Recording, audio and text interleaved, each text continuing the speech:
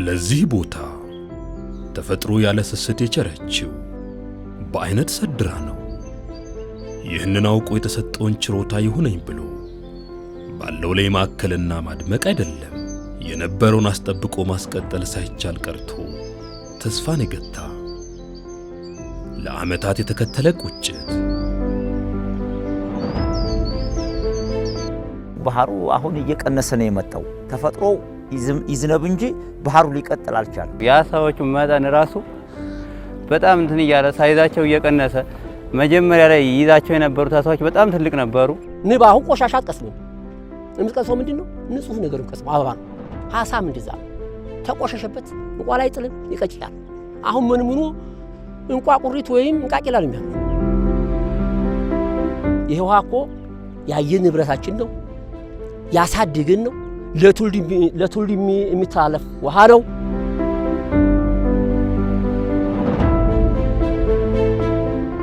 የከበባትን ጸጋ ተመልክቶ በጉያዋ የያዘችውን ሀብት ለቁጭት መድህን እንዲሆን የሐይቅ ከተማ የዘመናት ያድኑኝ ጥሪ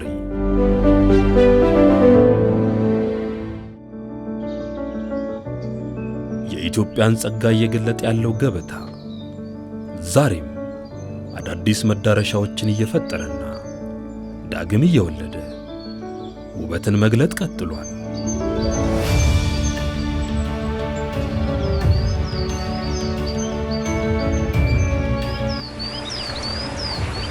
ጸጋን የማወቅና ማጥናት፣ በልዩ የመፈጸም አቅም በልኩ ማዘጋጀትና አሟጦ የመጠቀም አስደማሚ ባህል ለመጪው ትውልድ የተበረከቱት የገበታ ፕሮጀክቶች ዛሬ ላይ ድንቅ ታሪክ መጻፋቸውን ቀጥለዋል።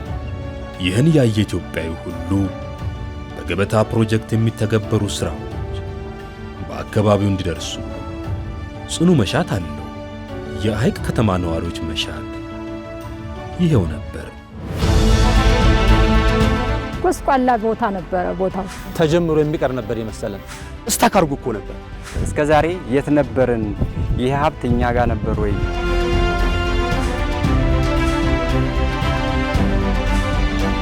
እንደገና ፈጠረው፣ እንደገና ወለደው። ዝም ብሎ ህንፃ የመገንባት ጉዳይ ምናምን አይደለም። ከደጋጉ ህዝባችን ጋር ይተዋወቃል፣ ከታሪኩ ይቋደሳል። ሊያሳየን ማን ነው? ገበታ ለትውልድ ነው።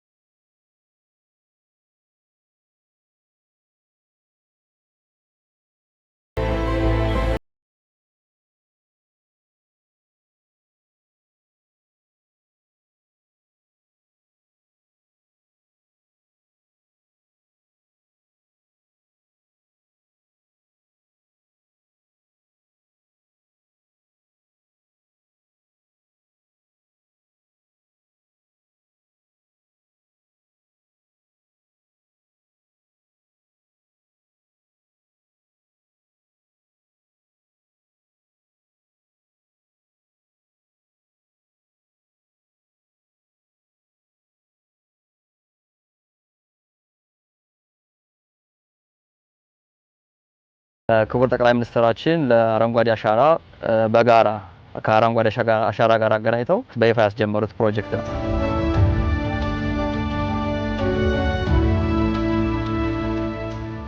ለገበታ ለትውልድ የምንሰራው ፕሮጀክት የተመረጠው ወሎ ነው፣ ሐይቅ ነው።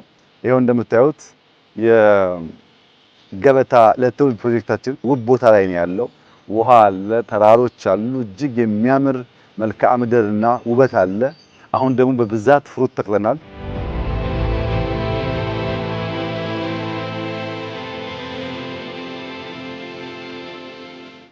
የሎጎ ሐይቅ ሪዞርት ለአካባቢው ለቱሪዝም ዘርፉና ለትውልዱ የመቻል ምልክት ሆኖ ሊቆም በአዲስ የሥራ ባህል ግንባታው ሲጀመር ከዚህ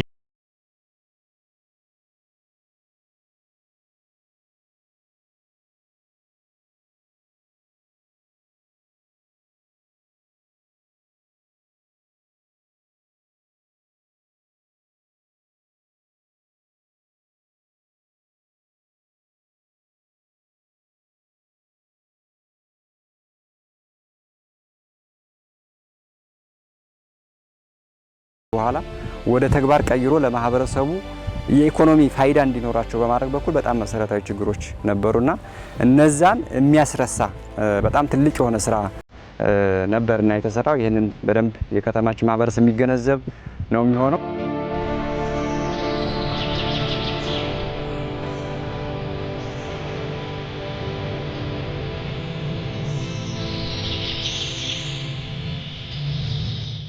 አሁን በየዕለቱ ከሎጎ ሐይቅ ለኢትዮጵያ የሚጻፍ አዲስ ታሪክ አለ።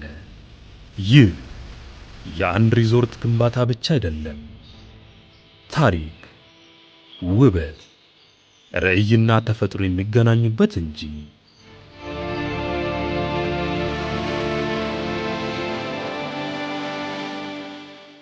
እሳቸው በሐሳብ አመንጭነት፣ እኛ ደግሞ ያንን ሐሳብ በተግባር እውን በማድረግ እዚህ አካባቢ ያሉ ክፍተቶችን በማየት ጸጋዎችን በማየት ይሄ አካባቢ እንግዲህ እንደምታየው ነው። ታይቶ የማይጠገብ ቦታ ነው። ግን ማየት አቅቶን ለብዙ ዓመት ክፍት ሆኖ ቆይቷል። አሁን የሚያይ ሰው ሲመጣ፣ ተፈጥሮን መረዳት የሚችል ሰው ሲመጣ ሌሎችን አስተባብሮ ወደ መሬት ወረደ ማለት ነው። ፕሮጀክቱ አግሪካልቸርም ከአረንጓዴ አሻራ ጋር የተጀመረበት አንደኛው ምክንያት እሱ ነው።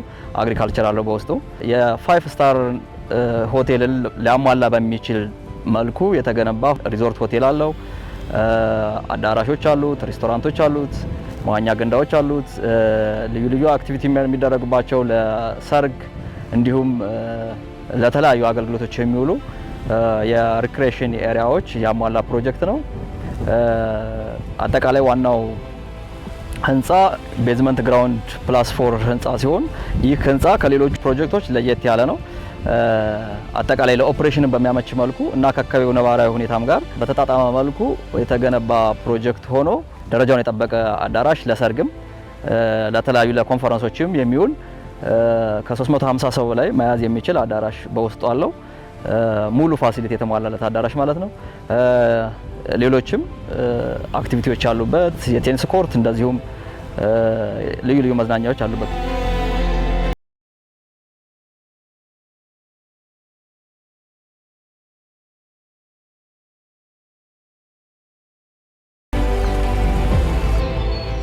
በድንቅ የግንባታ ጥበብና ውበት የተሰራው ሪዞርት መሰረት የሆነው የሎጎ ሐይቅ ከባህር ወለል በላይ 1950 ሜትር ከፍታ ላይ የሚገኘውና 23 ስኩዌር ኪሎ ሜትር ስፋት ያለው ድንቅ ጸጋ ነው።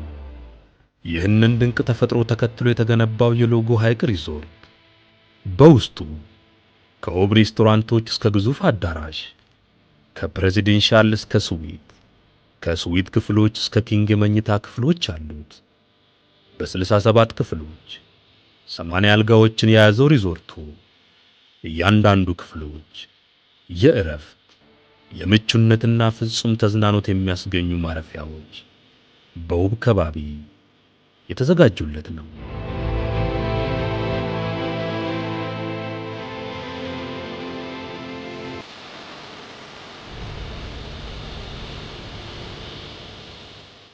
የምትናፈቅ ፀሐይ፣ የአዕዋፋት ዝማሬ፣ የሐይቁ የማዕበል ድምፅ በግርማ ሞገስ ለተሰየመው ሪዞርት ውበትን አላብሶታል።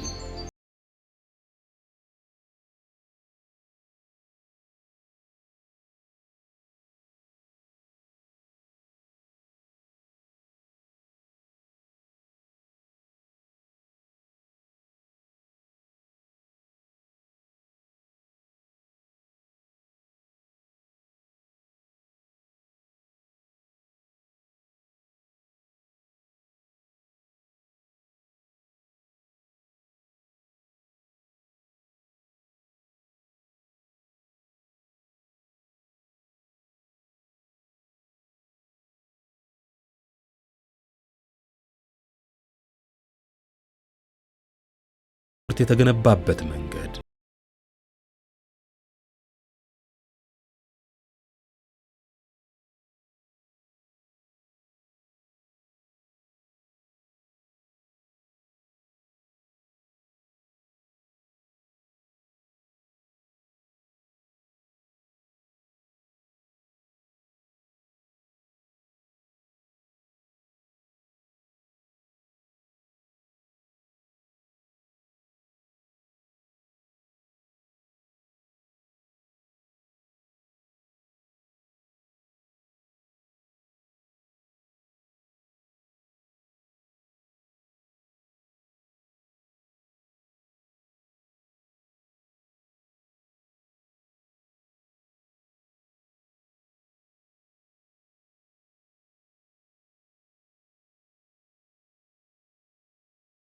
አልቻልኩም ነበረ። 24 ሰዓት እንድንሰራ የተለማመድንበት ነው እንደኛ አካባቢ። ቀደም ሲል አዲስ አበባ ላይ ሲሰሩ ግንባታዎች 24 ሰዓት ሲሰሩ በቴሌቪዥን እያየን ወይ እንደ ውጭ ሆነ እኮ ይሄ ነገር በቃ እኛም በቃ ኢትዮጵያን 24 ሰዓት መስራት ልምድ ልናረግ ነው እያልን ስንል ደግሞ ከተማችን ላይ ሀይቅ ላይ መጥቶ 24 ሰዓት መሰራቱ ምስክሩ ይሄ ነው። አሁን ሳየው 24 ሰዓት እኮ እየተሰራ ነው ሲሉኝ 24 ሰዓት መሰራቱማ ምስክሩ ይሄ ነው እኮ 8 ሰዓት በቀን 12 ሰዓት ቢሰራ በ4 አመትም በ5 አመትም ላይ ያልቅ ይችል ነበርና በጣም የሚደንቅ የሚያስደስት ነገር ነው ያየሁት። የስራ አጥ ቁጥር በከፍተኛ ሁኔታ ይሄ ቦታ ያዘ። ከተማው ላይ ያሉት ሆቴሎች ምናምን ምግብ በማቅረብ በተለያየ ነገር ምናምን በቃ ትልቅ የስራ እድል ተፈጠረ። የባለቤትነት ስሜት በሰፊው እየሰፈነ መጣ ማለት ነው። ቀጣይ እዚህ ውስጥ የሚሰራ የተለያየ ዘርፍ ላይ የሚሰሩ ሰዎች የሚቀጠሩ አሉ። የስራ አጥን ይቀንሳል። ሁለተኛ እንደገና ደግሞ ከውጭ ለሚመጣም ይሁን አገር ውስጥም እዚህ ሆኖ ለተወላጁ መጎብኘት ለፈለገ ሰው ቢጎበኝ ገቢ አለው። ይሄ ትልቅ ገቢ አለው ለሀገሪቷ፣ በተለይ ለዚች ወረዳ ጠቃሚ ነው ብዬ ነው የማስበው። ከዚች አልፎ ለሀገር አቀፍ ይጠቅማል ብዬ ነው የማስበው። አንድ ፕሮጀክት ተጀምሮ 10 አመት 20 አመት የሚቆይ ከዚህ የሚማሩበት ህብረተሰቡ ከዚህ የሚማርበት በአጭር ጊዜ ችግሮቻችን እንዲፈቱ ትልቅ አስተማሪ ፕሮጀክት ነው። ይህ ፕሮጀክት ለየት የሚያደርገው በወጣት ባለሙያዎች፣ በወጣት መሐንዲሶች እና በአካባቢው ማህበረሰብ የተገነባ ፕሮጀክት ነው። ፕሮጀክቱ በአጭር ጊዜ የተገነባበት ምክንያት ከዚህ በፊት የነበሩ ልምዶች፣ ኤክስፔሪያንሶች ትልቅ አሻራ ጥለዋል። የአካባቢው ማህበረሰብ ለስራ ያለው ፍላጎት በተለይ ደግሞ እንዲያልቅ እንዲጠናቀቅ ያለው ፍላጎት ከምንም በላይ ፕሮጀክቱን እንዲፈጥን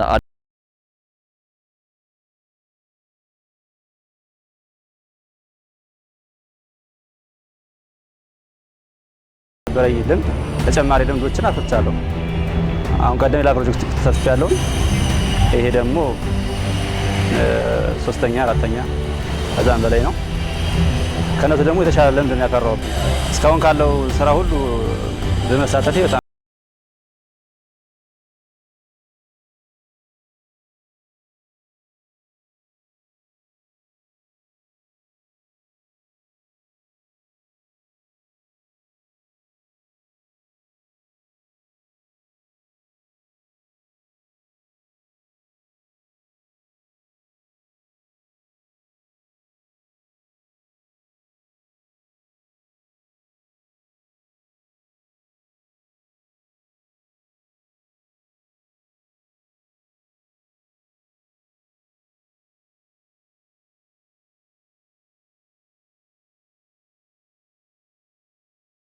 ጊዜው ዋጋ እንዲኖረው ሆኖ ተገምቷል። ለእረፍቶ እንዲመጥን፣ ለንግድ ጉባኤዎች እንዲሆን፣ ለሰርግና ክብረ በዓሉ በሁሉም መልክ ተዘጋጅቷል።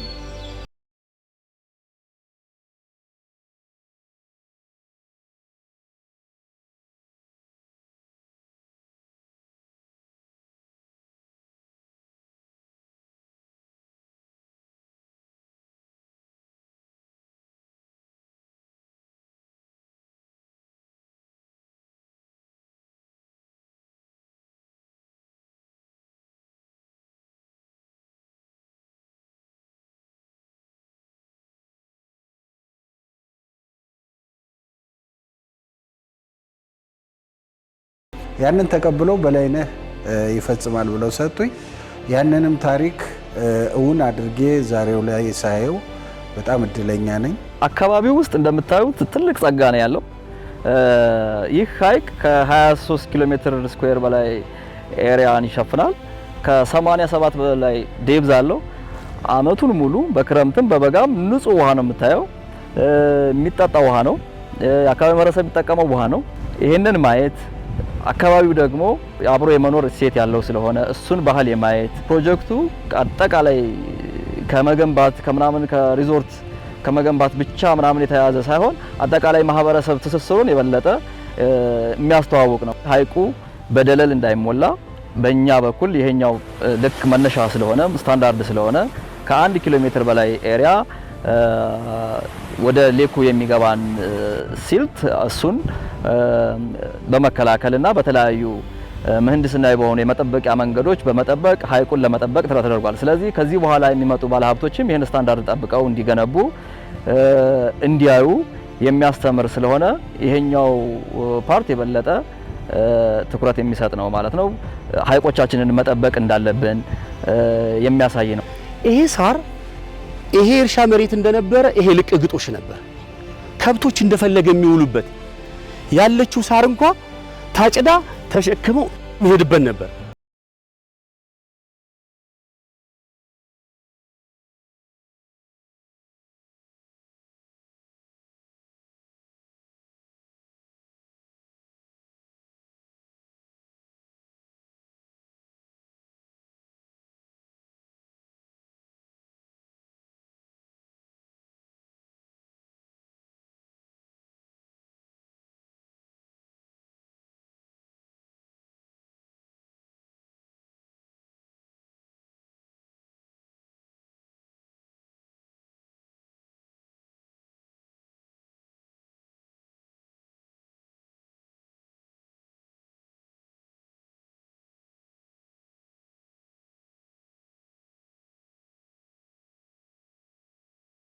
ሎጎ ሐይቅ ሪዞርት መታያ ሆኖ ቀርቧል።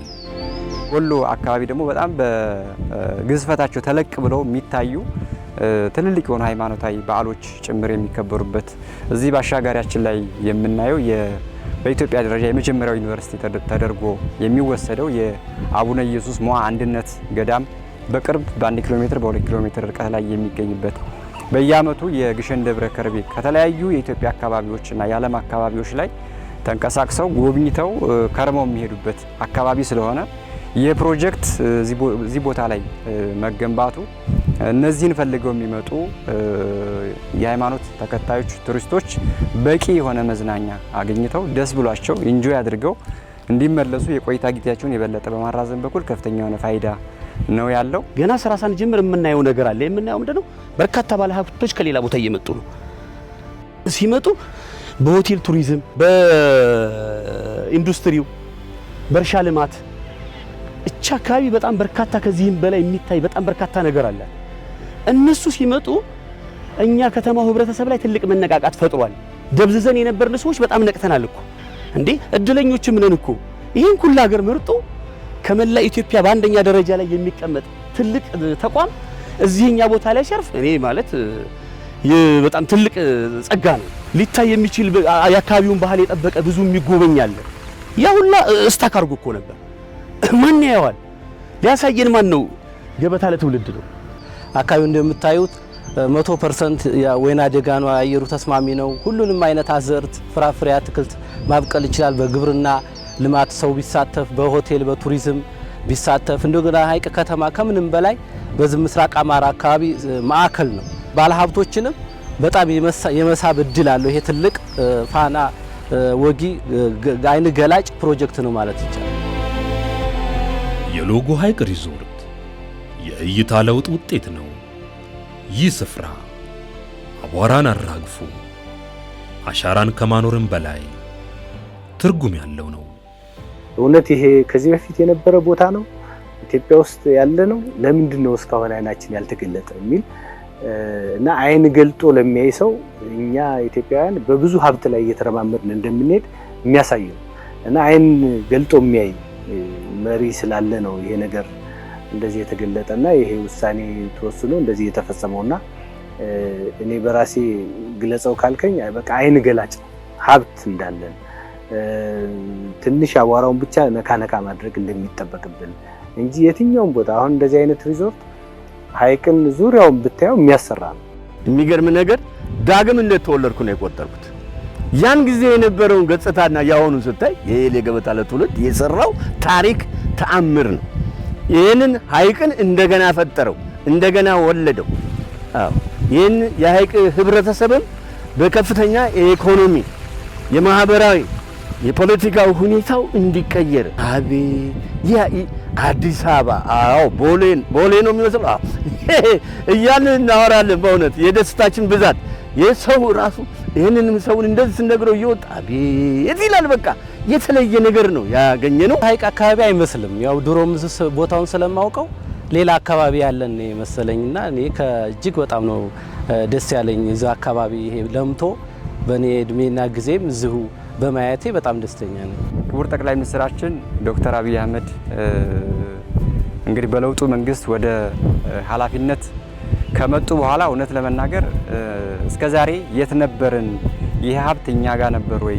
ይህ ሀብት ድህነትን በማላቀቅ በኩል ፋይዳ ነበር ወይ ብለን የማንገነዘባቸውን የተደበቁ ነገሮችን ገልጠው በማሳየት የሰሩት ስራ ታሪክ የማይዘነጋው ምናልባትም ወደፊት ያሉት ነባራዊ ሁኔታ በዛ ደረጃ እናገኘዋለን ብለን የማንጠብቀው እድል ነው ያገኘነው። ይሄ ነገር ሳይለማ በዚህ መጣ ነበር ለሆነ ተላልፍ ነበር ጭቃ እየተላለ እንትን እያለ እየተረጨብን አዋራ እየጎለለብን የሆነ ሀረግ ምናምን ልብሳችንን እየመዘው ነበር የምናልፈው። አገራችን ላይ ይሄ ነገር ይሰራል ብዬ እኔ በልሜ በሆነ ሐሳብ የለኝም ነበር። አሁን ሳይሆን እኔ ቃላት ያንሰኛል፣ ግን ይሄ ነው ብዬ ለመግለጽ ያለኝ ደስታ እኔ በእውነት በፈጣሪ ወላሂ በጣም ደስተኛ ነኝ። ደስ ነው ያለኝ። ከደስታ በላይ መቼም ምንም የለም።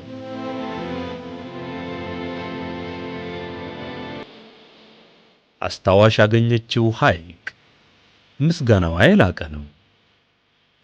አንዲት ሀገር ወይም አንድ ድርጅት ማንን ይመስላል? አንዲት ሀገር የምትመስለው መሪዋን። አዎ ደሽቆ ወርቆ የነበረን የኢትዮጵያ የልማት ስርዓት እንቅስቃሴ በእውነት ዶክተር አብይ አህመድ የሰሩትን ስራ ስመለከት በጣም የማደንቃቸው ሰው። ባለቤት አግኝተናል፣ የሚያሳየን ሰው፣ የሚመራን ሰው አግኝተናል። ስለዚህ እሱን ተከትለን ከዛ ጀምሮ እያንዳንዷን ነገር ባይኗ ያላየባት አካባቢ የለም ይች ቦታ። ይሄን ያደረገው ምንድነው? ለኔ ላንተ ለተለያዩ ለቤተሰቦቼ ለበርካታው ህብረተሰብ እኮ ትኩረት ለመስጠት ይሄ ነገር ይሄ ውበታቸው ከዚህ ከፍ ብሎ ጎልቶ ቢወጣና ቢታይ የዓለም መንደር ትሆናለች በሚል አስተሳሰብ ነው። ስለዚህ ያ ለኔ የተሰጠኝ ሪስፔክት እጅግ ትልቅ መሆኑን ነው የምነግርህ። ኢትዮጵያ በእንደዚህ አይነት ሁኔታ ያለ ሰው ያለ ጠያቂ የቀሩ ብዙ የሀገራችን ብዙ ልማት ሊያመጡ ብዙ ሊደግፉ የሚችሉ ቦታዎች አሉ። አሁንም ይሄ ሁኔታ በዚህ በቃ ሳይባ በተለያዩ ቦታዎች ላይ በተለያዩች እንደዚህ አይነት ሁኔታ ሳይት ላላቸው ላይ በእውነት እንቅስቃሴው ተበራቶ ቢቀጥል አገራችን ነገ ከነገ ወዲያ ከፍተኛ ደረጃ ላይ እንደደረሱት የዓለም ሀገራት እንደምትደርስ አልጠራጠርም። በእርግጥም ይህ ጡብ ከማኖርም በላይ ነው። ባለፉት ዓመታት በኢትዮጵያ በቱሪዝሙ መስክ እየተከናወኑ ባሉ ስራዎች ኢትዮጵያውያን ባለሙያዎች አሻራቸው የጎላ ሆኗል። የሎጎ ሐይቅ ሪዞርትም አዳዲስ ልምዶች የተገኙበት ሆኗል። ሆቴል ራሱን የቻለ ቻሌንጅ ያለው ነው። ልዩ ኤክስፔሪያንስ ያለው ነው። ዝም ብሎ ህንፃ የመገንባት ጉዳይ ምናምን አይደለም። ሆቴል ሰው የማሳደር ጉዳይ ነው። ሰውን ተዝናንቶ አርፎበት የመስራት ጉዳይ ስለሆነ ያ ለባለሙያዎቹ ለኛ በጣም ትልቅ ኤክስፔሪያንስ አዲስ ኤክስፔሪያንስ ነው። ይሄ ደግሞ ይሄ ኤክስፔሪያንስ ዓለም ላይ ያለ ግን እኛ ጋር ያልነበረ ኤክስፔሪያንስ ነበር። ስለዚህ ይሄንን ብዙ ባለሙያዎች አሁን ሆቴል ስለመገንባት እዚህ ሀገር ውስጥ ኢንቨስት የሚያደርጉ ባለሀብቶች ቢኖሩ በሀገር ውስጥ ባለሙያ የመገንባት እድልን ይዞ የመጣ ነው። ስለዚህ ይሄ ሀሳብ ባለሙያዎችም ላይ የራሱን ተጽዕኖ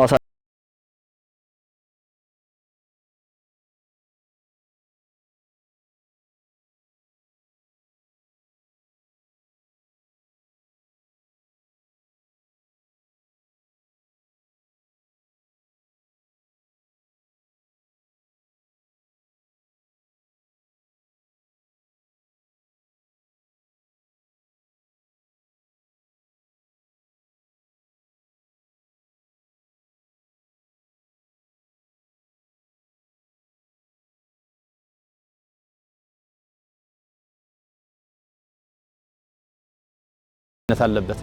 ለቀጣይም ካሁኑ ሰዓት ጀምሮ ልንሞት እንችላለን። ለምሳሌ እኛ ስንሞት ተረካቢያችን ማን ነው? ወጣት ነው። ወጣቱ የኔ ነው ብሎ መቀበል መረከብ አለበት። ይሄንን ሐሳብ ይዞ መቀጠል አለበት። የመጀመሪያው ሀብቴ ነው ብሎ መጠበቅ ካለበት የዚህ አካባቢ ማህበረሰብ ነው። ከዛ ሲቀጥል ነው ለክልሉም ሊሆን ይችላል ለሀገርም ሊሆን ይችላል አስተዋጽኦ የሚያበረክተውና ሀብቱ የከተማው ማህበረሰብ ሀብት ነው። አካባቢው ታሪካዊ ነው።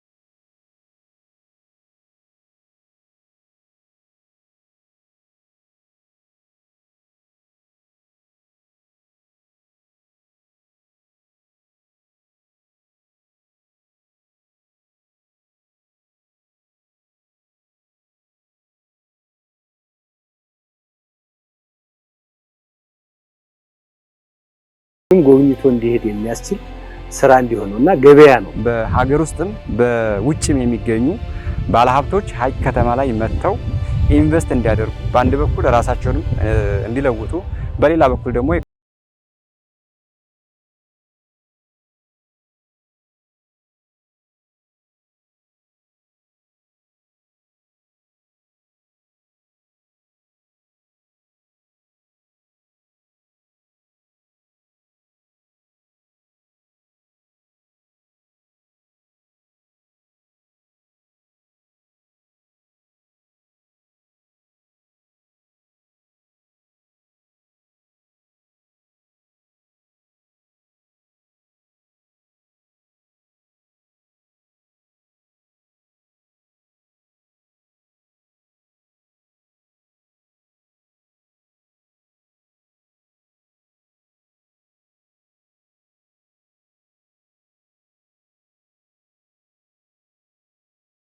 ሀገርነት ተቋድሶ የሚሄድበት ሀገር ስለሆነ ለብዙ ቱሪስቶች መስህብ ለልጆቻችን ደግሞ የሥራ ዕድል እንደሚሆን ተስፋ ይደረጋል።